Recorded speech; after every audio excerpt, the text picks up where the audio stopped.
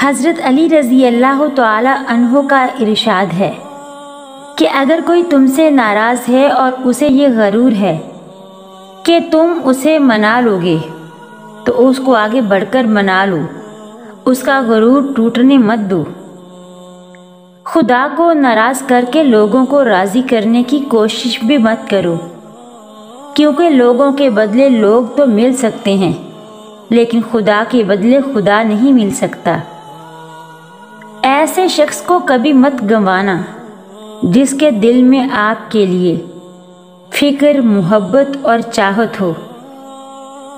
تم کسی سے بھلائی کرو اور اس کا نتیجہ تمہیں برائی کی شکل میں ملے تو جان لو کہ تمہاری نیکی قبول کر لی گئی ہے۔